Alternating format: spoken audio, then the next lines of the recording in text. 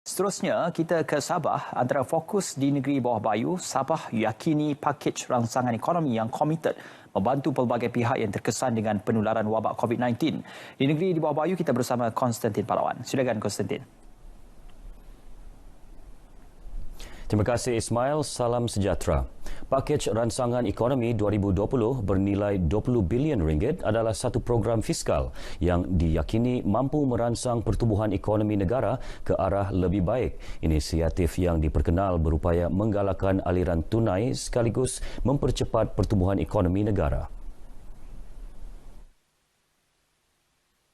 Penganalisis ekonomi Dr. Rafiq Idris berkata ia termasuk inisiatif pelepasan cukai individu sehingga RM1,000 untuk perbelanjaan pelancongan domestik.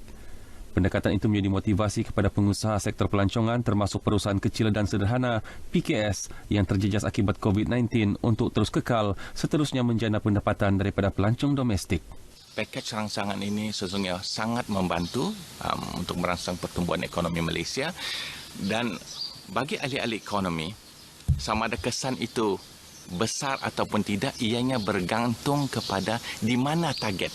Apa sektor yang strategik yang sebenarnya boleh merangsang dengan lebih cepat, dan kita tengok juga marginal propensity to consume di kawasan tersebut. Adakah multiplier efeknya besar? Beliau berkata ketika ditemui RTM di Fakulti Perniagaan, Ekonomi dan Perakuanan UMS Kota Kinabalu. Dalam pada itu, Dr. Rafiq turut menyambut baik langkah mempercepat bayaran bantuan sara hidup BSH kepada golongan B40 yang juga dijangka akan mempercepat aliran tunai menerusi perbelanjaan yang dibuat.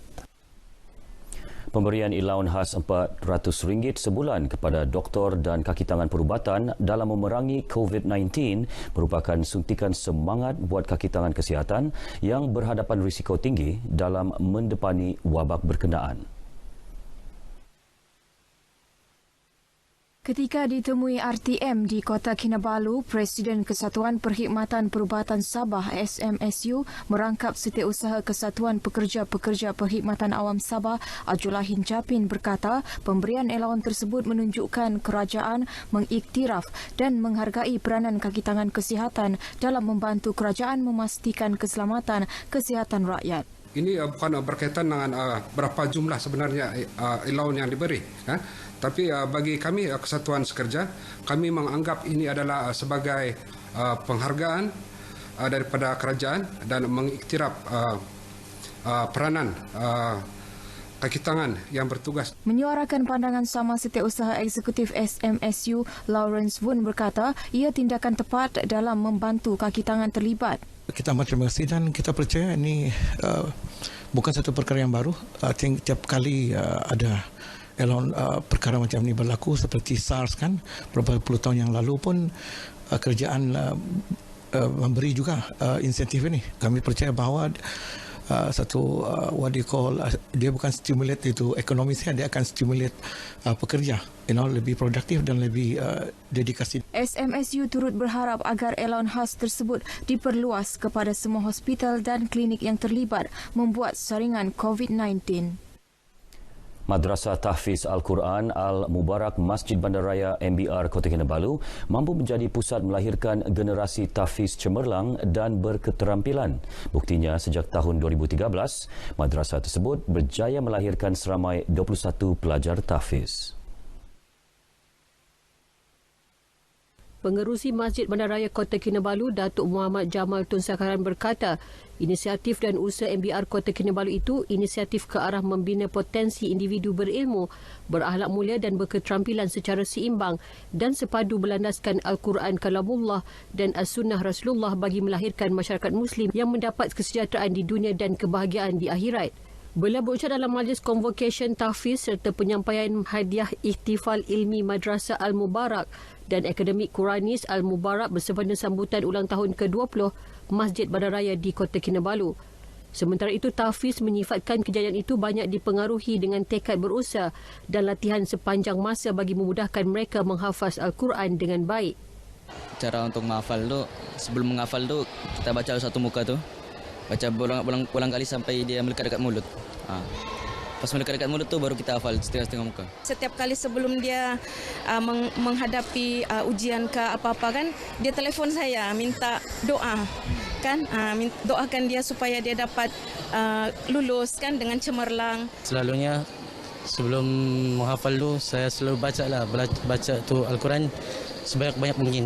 Baca baru ada satu masa tu saya hafal.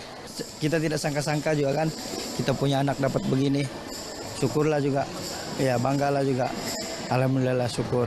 Amalan tu saya tidak pasti, cuma apa yang saya tahu kan cuma letakkan dalam diri dan dalam niat ikhlas.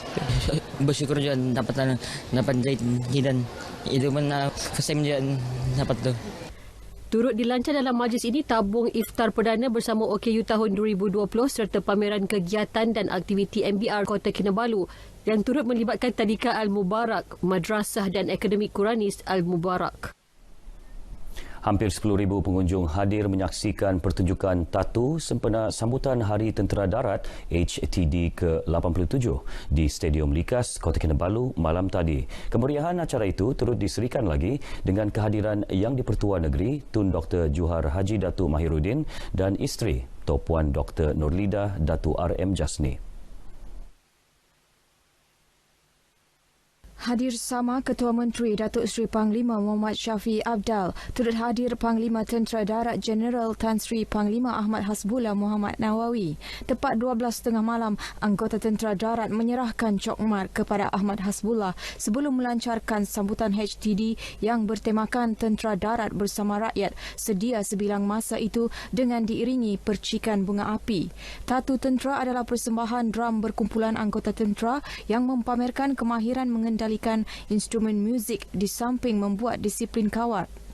Pertunjukan tatu adalah acara kemuncak HTD selepas majlis pelancaran konvoi kumpulan tempur Tentera Darat di Padang Bandaran Tawau Januari lepas. Antara persembahan menarik termasuk pertunjukan payung terjun, tarian perang, tempur tanpa senjata dan kawat senyap.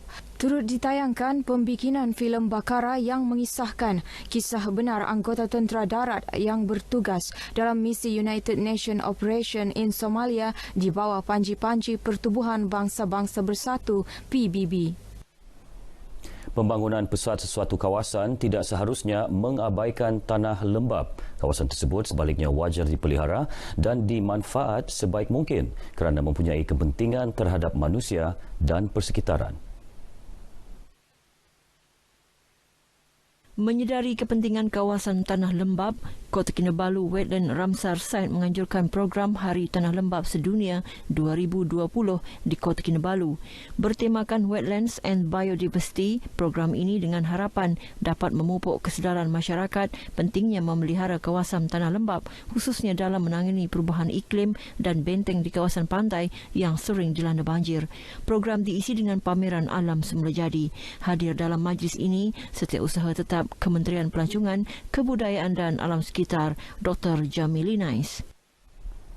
Sekian berita dari Sabah petang ini bersama saya Konstantin Palawan, kembali bersama Ismail Adnan di Angkasa Puri. Silakan. Baik, terima kasih Konstantin untuk perkembangan yang dibawakan dari Sabah.